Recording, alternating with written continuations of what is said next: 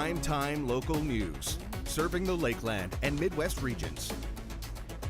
Well, happy Monday, everybody. Welcome to another edition of Prime Time Local News. Connor Chan and Abby St. John here to start the week off for you. Got lots on the show today, including our question of the day. Now that the royal baby has officially been born, we asked, do you really follow the royals? I don't, because it just doesn't pique interest to me, but I know you somewhat do. Besides my odd obsession with Queen Elizabeth II, I do not follow the family. Just her. No, just her. Just her. Not even Meghan Markle? I No. mean, she is Canadian. She's on Suits and all that. No, just Queen Elizabeth.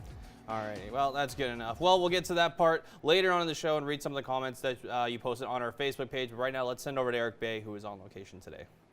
Thanks, guys. Well, today we are here at Grahamtown, and I'll be joined by the owner, Colleen Graham, and it is opening today. What it is, it takes you a little bit back into the olden times to a simpler time. We're here in the general store where they do offer some candy. See the wood stove there will be behind me. Talking a little bit about what they have going on this summer, some events they have. They will have some trick riding, and again, they do some kids stuff, birthday parties and all that, just taking you back to that simpler time, getting you out in nature. So we're going to have all that coming up, but first we'll go back to Abby with your local news in the studio. Earlier today, a new talk and text line called One Line to help sexual assault survivors with reaching out and talking to someone about their experience is now available across Alberta, and our Jasmine King has more on the launch. The new One Line is in partnership with the Association of Alberta Sexual Assault Services, ASAS, and different sexual assault centers in many different communities around Alberta. The line is to give survivors more accessibility to the services that are offered. This is available to anybody in the province of Alberta. So we are one of 11 communities this morning who is doing this public launch. There's lots of other ones, Grand Prairie, Medicine Hat, Edmonton, Calgary, Lethbridge, that are all participating today to spread the awareness of this campaign and how we can support survivors of sexual violence. The line is in conjunction with Alberta's support of the Me Too movement as well as the I Believe You campaign. As the service is available over text, it is an easier way for survivors to tell their story and to reach out to someone. People are going to more of a chat text opportunity, and I think sometimes there's this fear of being believed and this stigma about how we reach out for supports, and if we are able to just shoot a quick text, sometimes it's a little bit easier, and so if they're able to do that and they can reach out one time, then it makes it easier to maybe come in for services and reduce some of those barriers for those folks. As the city's sexual assault center was one of the 12 involved around the province, Mayor Albers is glad that a great organization like them gets to be involved and to help Lloydminster and area residents. The city supports the sexual assault center wherever we have the opportunity.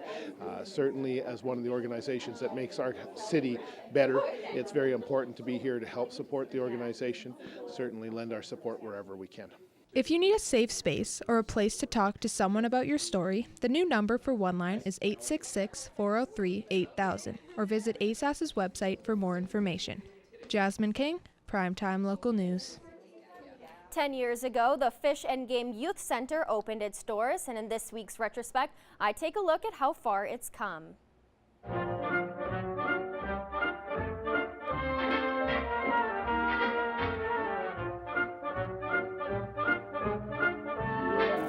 This building officially open.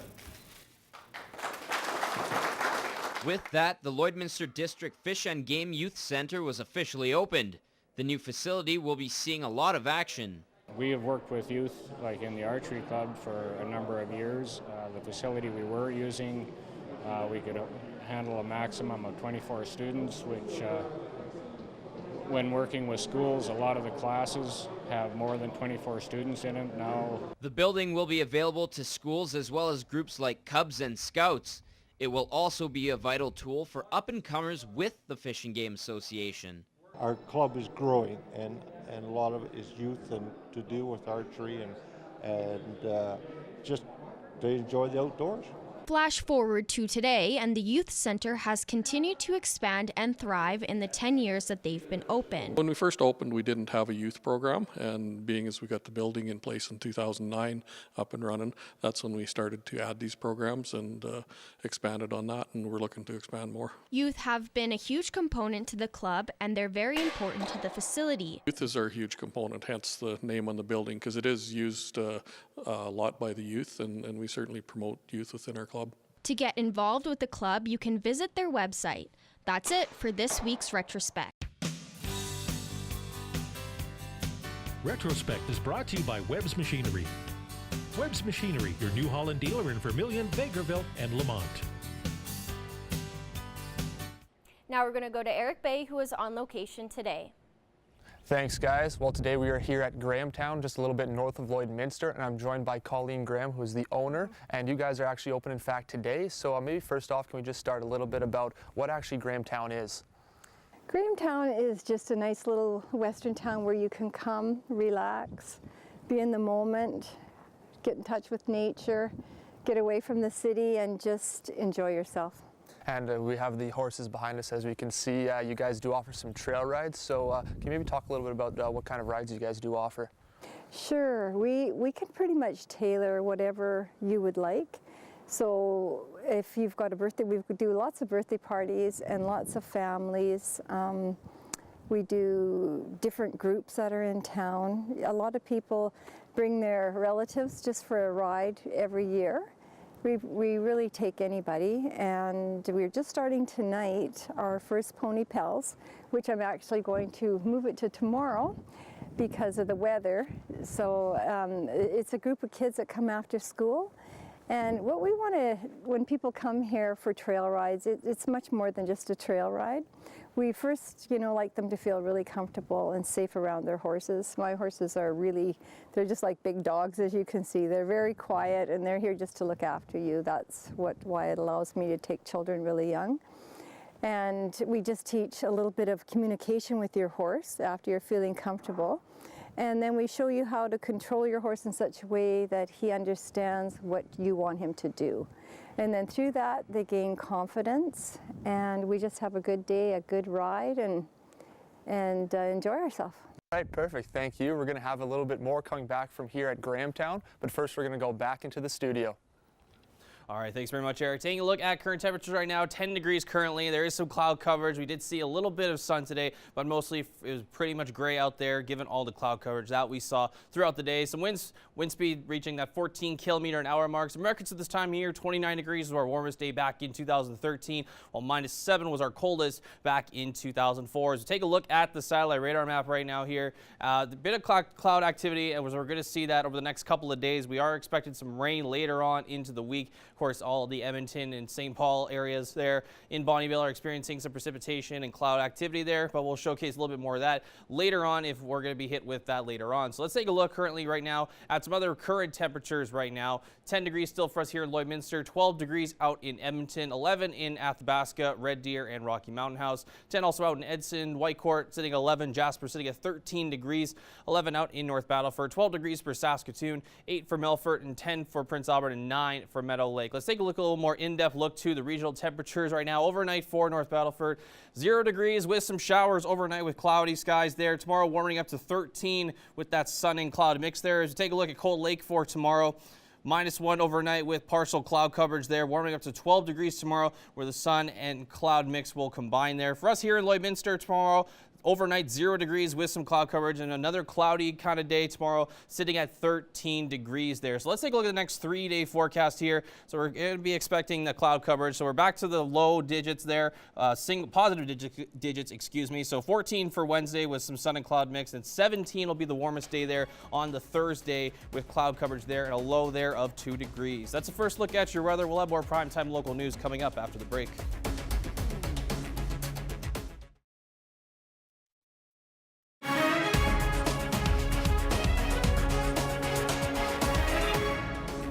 Welcome back. Well, if you want to know about agriculture, ask a farmer. Gerard Lampow finds out why in a digital age it's even more important to tell the food story.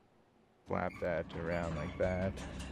There's only so many different types of media. There's the written word, there's audio, and there's video. So for me, it was just kind of finding what best modality really suited my personality. Veterinarian Cody Krellman turned to video blogging or vlogging as a way to tell the ag story of the traveling vet on the farm. In the age of social media, that has its ramifications. Video can be terrifying for sure, but I just recognized in myself that I was the most effective storyteller from that regard, and really appreciated this sort of digital storytelling of my life. Just this documentation, not necessarily content creation, but a documentation of my life as a person out in the field.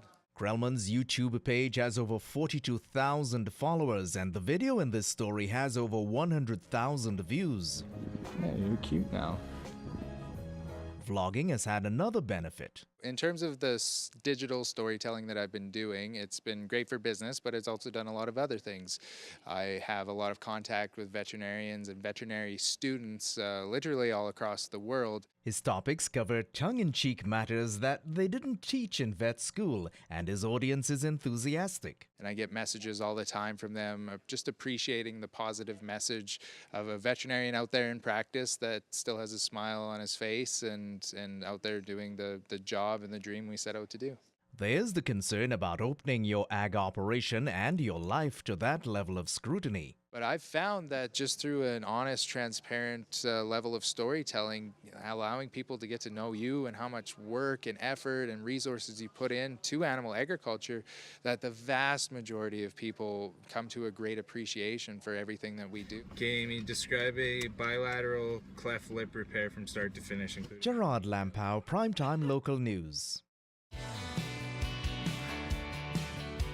Coming up tonight on Ag Life, Canadian beef is on the move in Japan. Plus, in License the Farm, we hear more on consumer challenges and why do you need a transition team to pass on your farm legacy, as well how roller compacted concrete is becoming a game changer at the feedlot. Those stories on the menu tonight at 7:30 on Ag Life. See you then.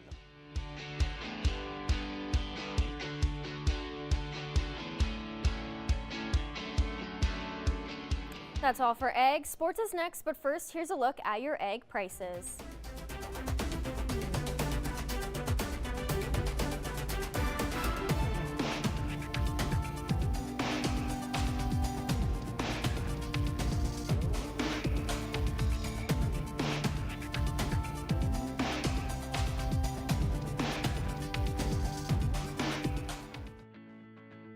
Every member of the City Centre Auto Body team has been through extensive training. We're constantly upgrading our team's education to reflect current collision repair technique. LCHS held the first invitational of the track and field season on Saturday, bringing in athletes from around the region. The results are a starting point for athletes to surpass when city qualifying occurs later this month. We do have a lot of veteran athletes who did put in very good performances, but we had some young athletes step up and do very well as well. So it's just about getting performances in and allowing them to improve on that moving forward. So yeah, no, I really liked what I saw. Having chilly winds throughout the day also serves as some preparation for poor weather down the road. With track and field, they don't usually cancel meets unless it's pretty serious, so wind very rarely will contribute to canceling a meet. So it is a good opportunity to compete in a meet where the conditions are not the most ideal. LCHS hosts the regional qualifying meet as well this month, the first time the Barons are competing on the Saskatchewan side. The Barons also hosted the Badminton Regional Championship over the weekend and saw 3 of 4 teams qualify for provincials. Ara Nabi and Noah Jeffrey finished second in boys doubles, while mixed doubles pairs Sonic Gao and Ethan MacDuff and girls double team Ali Robinson and Savannah Sheener won gold. The provincial championship is this Saturday in Swift Current. In Alberta competition, the Holy Rosary Raiders brought home hardware of their own from the Alberta High School Badminton Provincial Championship. Logan Freimark won gold in Junior B boys singles, and the 2 Dominics Mudla Awa and Villiasor took silver in Intermediate B boys doubles. Both finals required 3 sets. Now we're going to Eric Bay, who is on location today. Well, we are back here once again at Grahamtown, and Colleen Graham joins me once again. So we've been talking a little bit about what you guys do offer here over the summer, and you were talking a little bit off camera about these ladies retreats that you guys offer. So what exactly do those kind of entail? So our ladies retreats are overnight, and my daughter, who teaches yoga, she has yoga in the morning on the grass here, and I have a nice big breakfast to come into in our little general store and saloon. And then we do some soulful writing, we do some horse therapy, and we do a vision board. And it's just a chance for ladies to come, and also couples, to come and enjoy the outdoors, but also have their downtime. Because so often the parents, we're so busy thinking about our kids, we don't take time to recharge ourselves. And so those ladies retreats, how long actually are they? And if people are kind of interested in those, how do they get in touch with you to book them? Sure. So you can go on my website. My telephone number is 780-808-3786, and I can give you more information, but we do have some on the website. I will be also with Grahamtown Facebook talking a little bit about that. And we have 2 dates that are set right now for the summer, and I don't have them off my, just off of the top of my head.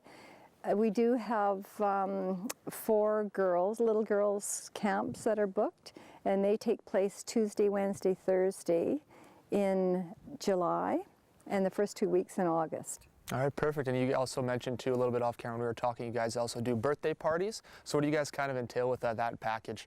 Right, so when the kids come with birthday parties, we have all their horses ready, and then we just introduce them, let them have a little bit of time with grooming them, getting to know their horse, and then we go for a nice ride. We come back and we have a light lunch, either grilled cheese over the fire or a hot dog, and I have crafts that they can do, and they just really enjoy being kids.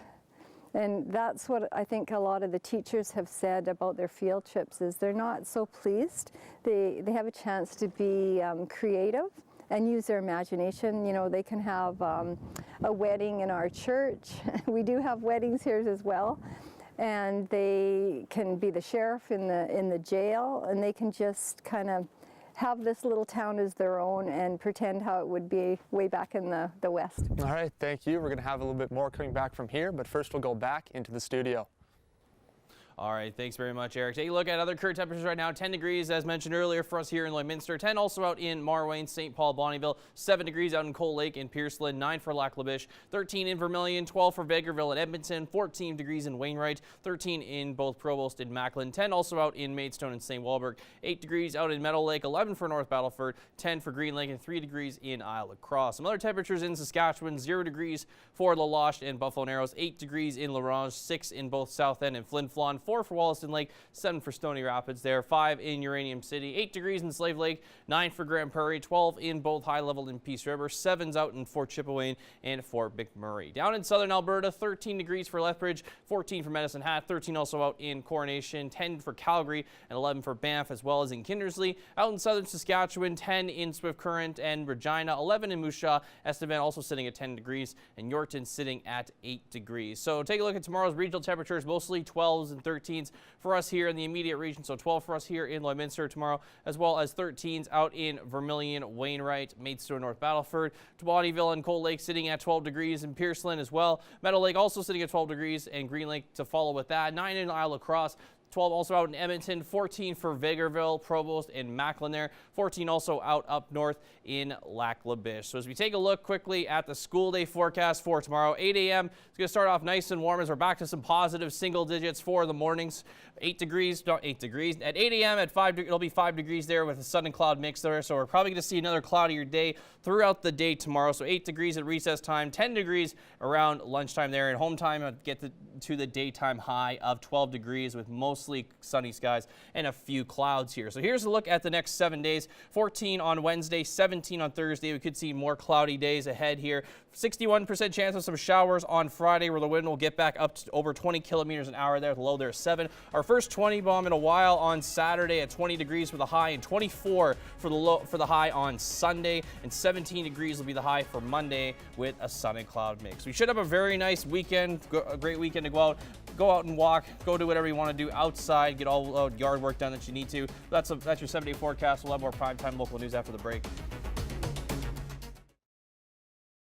Once again, we are back here at Grahamtown, and I'm joined again by Colleen Graham, and now we are inside the general store out of the wind, and there's the candy store right over here, and you say that's a pretty big hit with the kids, so what do you guys kind of offer there? It is. We just have some old-fashioned candy. We just recently, today actually, have gotten some additional Grahamtown water bottles, and it's just a chance for little kids to make their choices. So I tell the kids that are running it, you know, we're not here to really make money. We're just here to have you run my till that just goes up to $6 and learn how to make change, be polite, and just enough money to buy some more candy. So I have kids that have come back after 10 years and said, do you still have the candy store? It's something that is a memory they remember. No, it's definitely a great experience. And now we were also talking a little bit earlier about some of the events you do have coming up here, and you are doing a trick riding showcase here a little bit. So maybe can you just expand a little on that? Yes, I'm really excited about it. My girls are, they've been in retirement for a few years. They have kept teaching trick riding, but they're going to do an appearance and a show for us on July the 18th, as well as numerous students and other professional trick riders that have grown up with me. They've been amazing and have gone on, and they've come together saying, yes, we'll do a show on the 18th, so I'm really excited about it.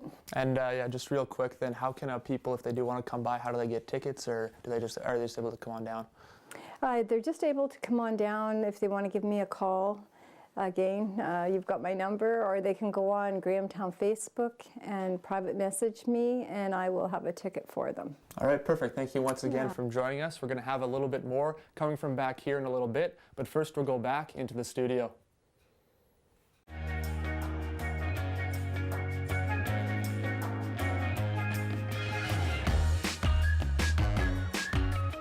So with the royal baby now officially born, we asked for our question of the day today, do you follow the royal family? There's a few people in the office that do, so some of the comments, it's mostly 50-50. It's like mostly yes, majority. One was just straight up like, nope, never, never follow. One's like, I admire the queen.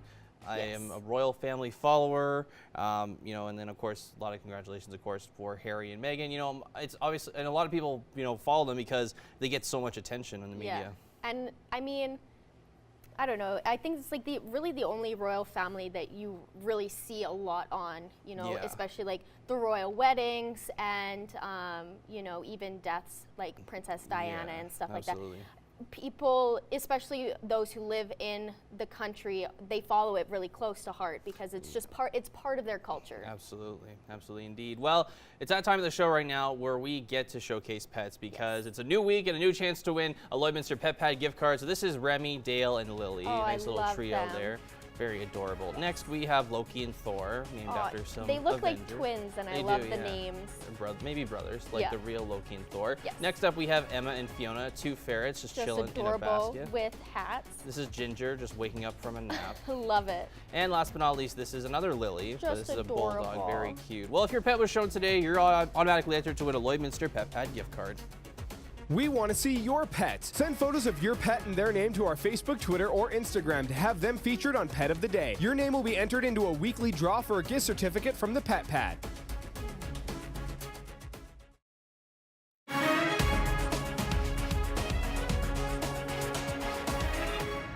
Welcome back to Primetime Local News. Josh and Buck, time for some sports talk. A little bit of a ugly weekend if you were outdoors, unfortunately, because of how strong the winds were, but it was still eventful for those in Lloydminster and certainly those who were glued to their televisions over the weekend. Some pretty significant news from earlier in the week that came after we, of course, did the show last week was 4 AAA Bantam Bobcats athletes were taken in the WHL Bantam draft. You had 4 players, Reed McKay, Jagger Furcus, Yari Kaikkonen, and Riley Applegate all taken. Reed McKay going as the highest pick in the group. Exciting news, certainly, to see multiple kids out of that program. You know what, great to see because, you know, the elite program's been going at it for a while now, and you see the great success they've had on the ice. But more than anything, this is what this program is built for. As much as you want to win your hockey games, you want to move these kids to the next level, which they are. You know, and you've seen some of these kids that have graduated from the Bantam program to the midget program, now playing in the WHL, now playing junior A hockey, and then now some of those players playing down south at NCAA schools, some playing at colleges here in Canada.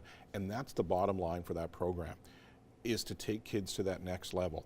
And not just the boys, the girls. You've seen that in the PWM Steelers, with some of these girls going on to U.S. colleges, going on and playing in the Alberta, or actually the Canada summer or winter games, that is.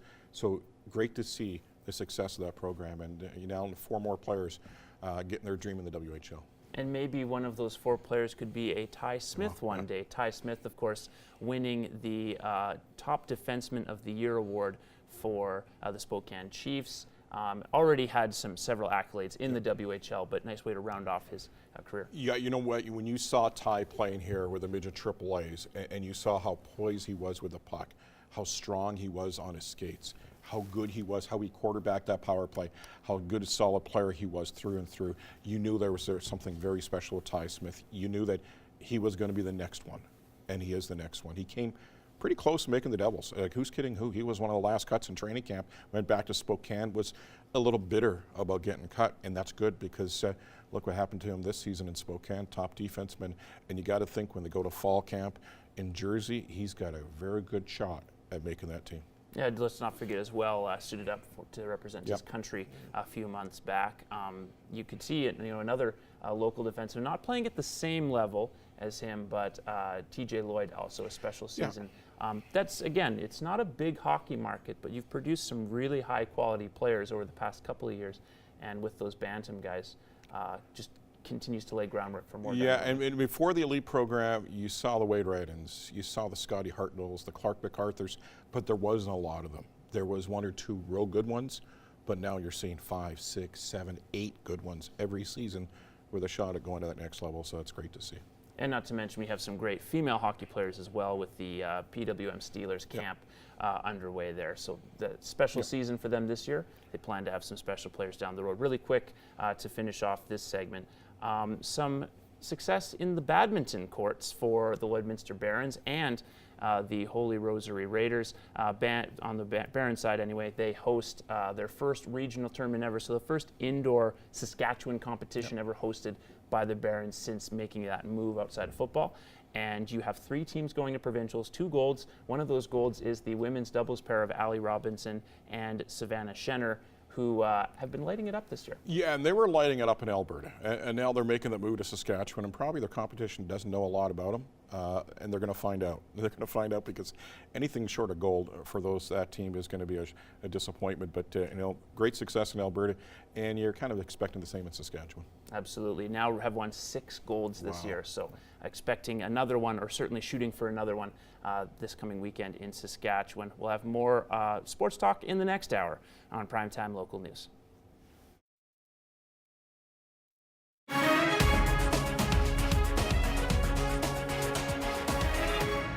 All right, I am joined with a bunch of beautiful ladies today, and it's very exciting because we're kind of kicking off the month of mothers, because May and Mother's Day. And Jessie, you always have great projects on the go, My Why projects. So do you want to kind of explain what this one is all about? Yeah, so My Why, Kristen, myself, and Kim Caparel, we are the co-founders of My Why.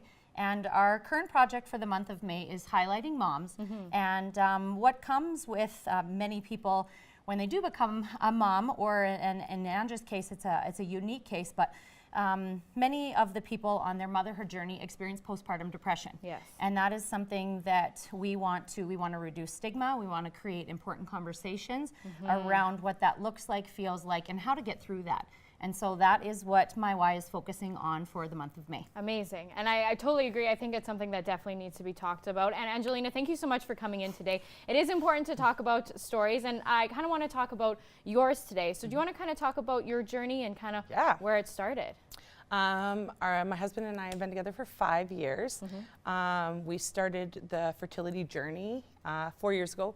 We knew that there was going to be some issues, so instead of getting married first, we decided to do the fertility route. We started 4 years ago, and we have done a total of 10 treatments. Wow. And everything going from IUI, superovulation, IVF, frozen embryo transfers, miscarriages, losses. It's been a long 4 years. Absolutely. And with this journey, it's something that it's draining, and it takes a lot out of people. And my question to you is, how did you kind of want to continue to keep going and want to keep talking about it and move forward? When I went into the journey, I actually thought I was going to be super transparent. During the journey, it kind of changed, and I became more and more closed off and became really secretive about it. The thing that really changed for us is the reoccurrent loss, and we had to start explaining to people why we were missing events, why I was missing work, why I was detached from a lot of people.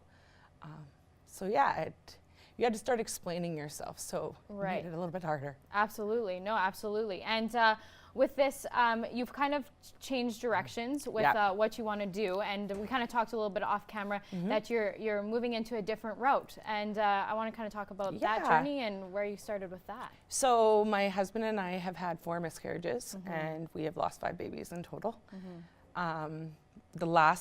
We lost twins 2 years ago, and I ended up hemorrhaging and being hospitalized because of it. And then we tried again, and we miscarried again, and then we did another one following our wedding in October, which resulted in a very serious hemorrhage. And at that point, I got diagnosed with a blood clot Right. that was in line with my heart and lungs. And we were told at that time that it would be catastrophic if I chose to carry again, and that, and I quote, "you will die if you do it again." So our journey changed from us building a family to us having to reach out to build our family. Right. So we started a blog, which is The Stork with the Broken Wing, and we have it on Facebook, and that's just kind of get the conversation started about adoption and surrogacy. And I wrote an original post November 25th, and it had over 500 shares.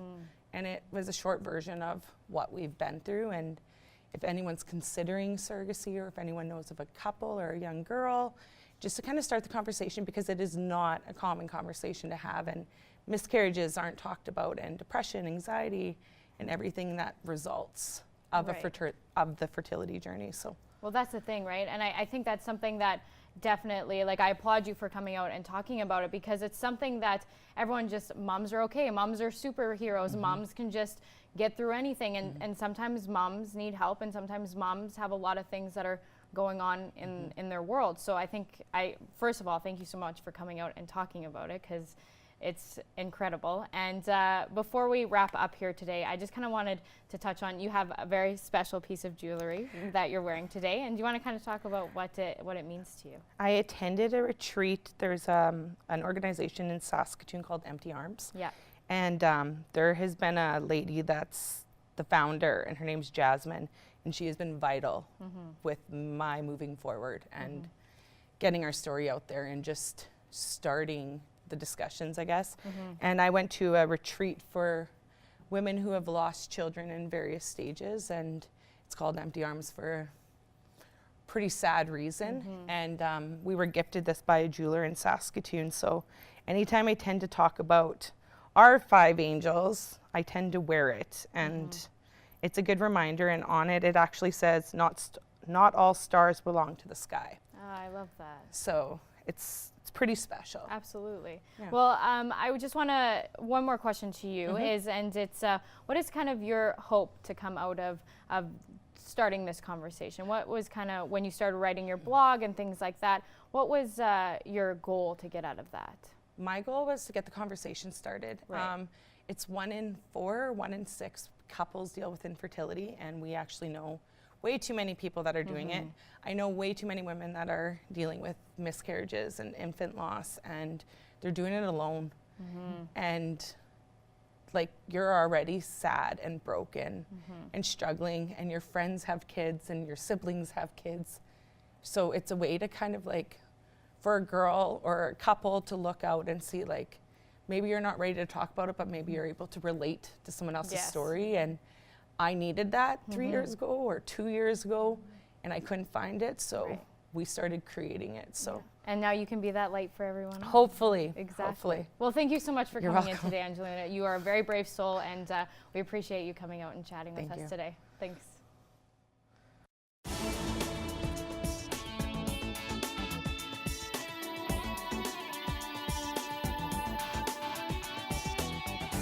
Hey, it's Sarah from Real Country 97.7, and here's your look at what's going on in St. Paul this week.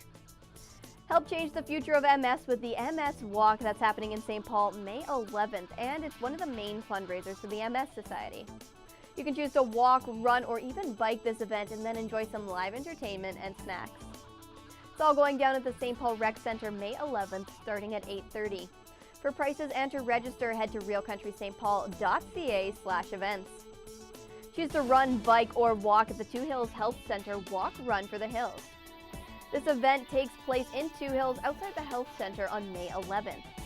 Prices are $30 per person or $80 for a family of 4 or more. This price includes t-shirts, lunch, and prizes, and all the money raised goes back towards the Two Hills Health Center. For more information or to register, head to realcountrystpaul.ca/events. And happening May 9th is Open Farm Days at the Lac La Biche Community Futures. This meeting is for all who wish to be involved or learn more about what being a host farmer is all about. It's happening at Community Futures in Lac La Biche, 5:30 to 8 p.m. on May 9th. For more information about that, you can head to boom103.5.ca/events. I'm Sarah, and that was your look at what's happening in the St. Paul area this week.